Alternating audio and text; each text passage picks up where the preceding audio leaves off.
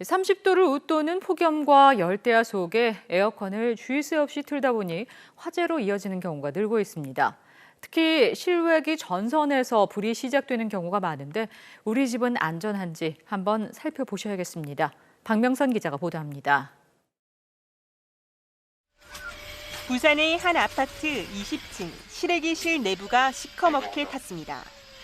한밤중 아파트에서 난 화재로 주민 60여 명이 긴급 대피했고 불길이 강해 11명이 연기를 마시는 사고가 발생했습니다. 원인은 에어컨 과열로 추정됩니다. 진입하고 나서 보니까 실외기실에서 화재가 났었고, 실외기실은 자체가 대부분 사람들이 문을 닫고 있으니까 거기에서 화재가 발생했던 사실을 조금 늦게 알아서 아마 연기하고 화재가 컸던 것 같아요. 불과 일주일 전 부산의 또 다른 아파트 8층 실외기실에서도 불이 나 불을 끄던 입주민이 화상을 입기도 했습니다. 한여름인 8월은 냉방기기 화재 사고가 몰려있는 시기인데 특히 낡은 에어컨은 주의가 필요합니다.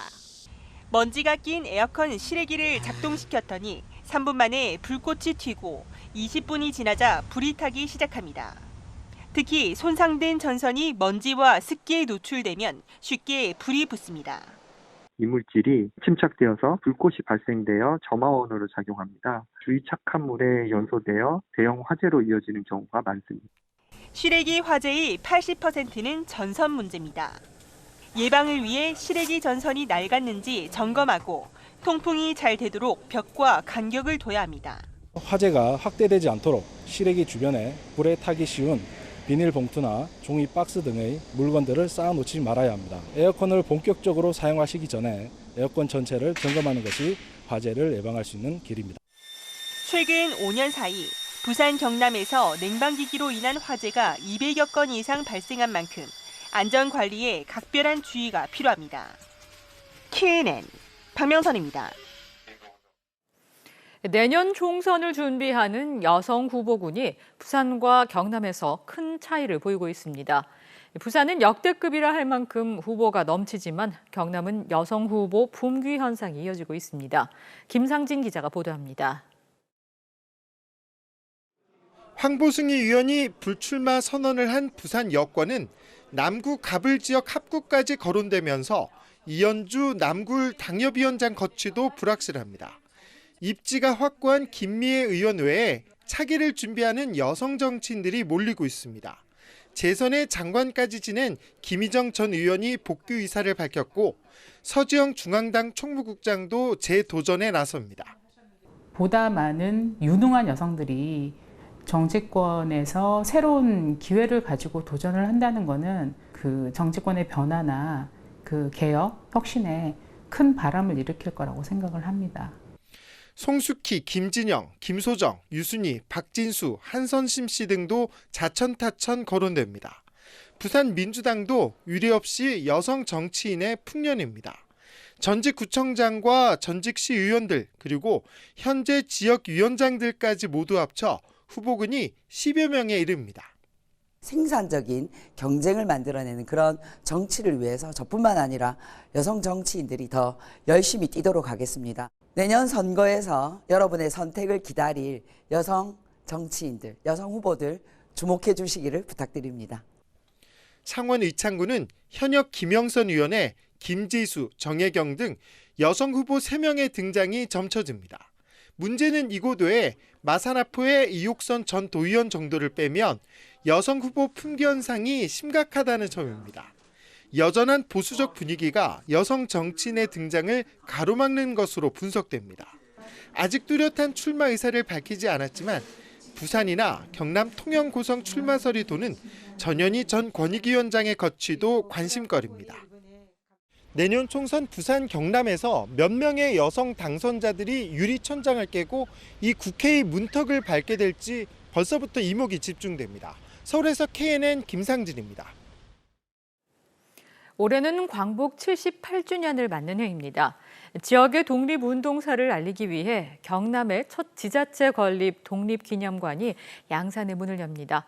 김동환 기자가 보도합니다. 상해 임시정부 초대 사무차장을 지낸 윤현진 선생입니다. 독립운동 자금 조달에 큰 역할을 한 경남 양산 출신의 독립운동가입니다. 윤 선생이 생전에 사용했던 도장과 일본 유학 서류 등 유품입니다. 양산을 거점으로 임시정부의 비밀 독립자금책이었던 의춘 상행의 1919년 당시 설립 허가 서류입니다. 회사 정관과 창립회원 명단 등이 기록된 원본으로 일반에 첫 공개되는 귀한 자료입니다. 양산경찰서 습격을 이끈 김회덕 선생의 유품과 통도사 스님들의 항일 기록도 살펴볼 수 있습니다. 양산을 대표하는 독립운동가들의 진품 유물들을 위주로 전반적인 양산의 호국의 역사를 다룰 수 있는 그런 소장품들을 세워서 관람객들에게 선보일 예정이고요.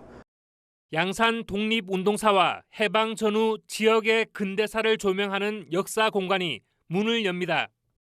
독립기념관 조성 기본 계획을 밝힌 지 6년 만입니다. 전국에 몇 안 되는 경남에서는 유일한 지자체 건립 독립기념관입니다.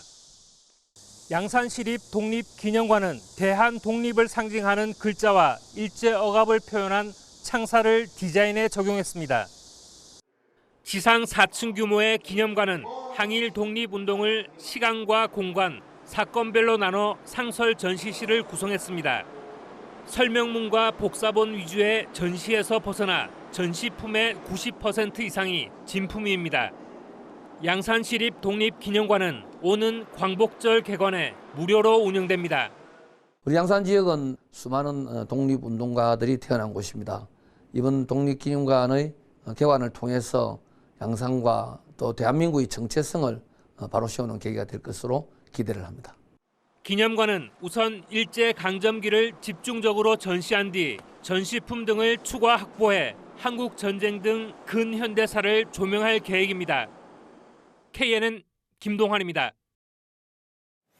어젯밤 광안리 해수욕장에서 열린 광복절 기념 드론쇼에서 촬영용 드론이 추락해 2명이 다치는 사고가 발생했습니다. 추락한 드론은 관람객 A씨의 다리에 부딪힌 뒤 근처에 있던 B씨의 발에 떨어졌으며 부상을 입은 2명은 응급 조치를 받고 귀가했습니다. 수영구청은 드론이 통신 오류를 일으킨 것으로 보고 재발 방지 대책을 수립하겠다고 밝혔습니다. 경남경찰청은 온라인 커뮤니티에 총기 난사 살인 예고글을 올린 혐의로 30대 A씨를 구속했습니다. A씨는 지난 4일 온라인 커뮤니티에 총기 난사 예고글을 올린 혐의를 받고 있으며 A씨는 커뮤니티 이용자들의 반응이 궁금해 살인 예고글을 올렸다고 경찰에 진술했습니다. 새만금 잼버리 대회 일정을 마치고 부산을 찾은 잼버리 스웨덴 대원 900여 명이 오늘 유엔 평화기념관과 일제 강제 동원 역사관 등을 찾았습니다. 유엔 평화기념관을 둘러본 대원들은 한국전쟁 당시 스웨덴에서 부산까지 지원을 온 자국 의료지원단이 자랑스럽다고 소감을 밝혔으며 이들은 오는 16일 나흘 동안의 부산 체험 일정을 마치고 본국으로 돌아갑니다. 창원시는 태풍 카눈으로 인한 주요 피해 지역의 피해 상황 분석과 원인을 파악하는 대책회의를 열었습니다. 회의에서 홍남표 창원시장은 주요 피해 지역인 사파지구 도시개발지역 등의 피해 현황과 조치 사항을 보고받고 원인 파악과 긴급 지역에 대한 예비비 투입 등을 지시했습니다. 창원시는 이번 태풍으로 인한 창원천 범람 위기 상황과 관련해서는 환경단체 등과 협의해 하류부 준설 등을 추진할 방침입니다.